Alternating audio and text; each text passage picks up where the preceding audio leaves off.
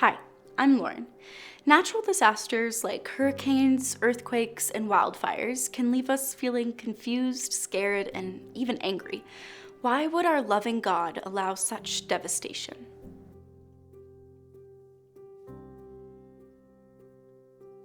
God knows all things, is in control of all things, and is present everywhere all at once.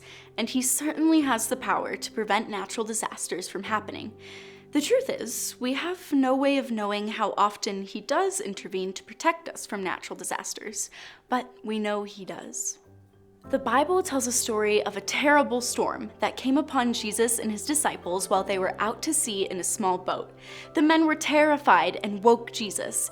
He responded, "You of little faith, why are you so afraid?" Then Jesus got up and rebuked the winds and the sea, and all became perfectly calm. The men were amazed and asked, "What kind of man is this? Even the winds and the waves obey him." The natural disasters that God does not prevent are the ones we experience and must live through. And yes, that can be scary. Natural disasters are a consequence of living in a fallen world. Sin is the ultimate cause of natural disasters, just as it is the cause of death, disease, and suffering. Everything in creation is subject to frustration and decay. The earth is just as subject to disaster as humans are. To be clear, natural disasters are not necessarily some kind of judgment from God. God set the natural laws, and many natural disasters are a result of those laws working themselves out in a fallen world. For example, when opposing weather patterns collide, we get tornadoes and hurricanes. When an earthquake shudders under the ocean, a tsunami is naturally triggered. But through this fallenness, God's redemptive plan is still at work. Have you ever noticed that when people go through difficult circumstances, God takes that moment to draw them closer to Him?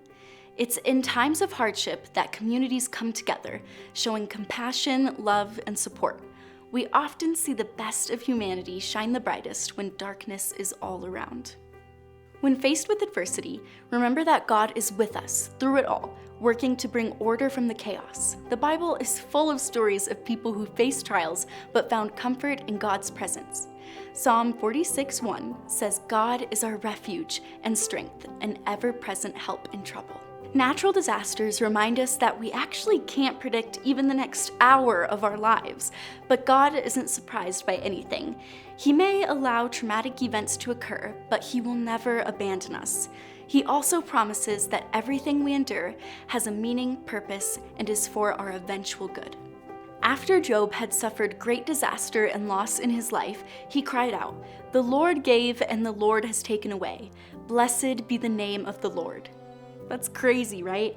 The story of Job shows us that it's still possible to worship God, even though he had no explanation or reason for his suffering. Sometimes things happen that we can't fully comprehend. It's like trying to explain the vastness of the universe to an ant.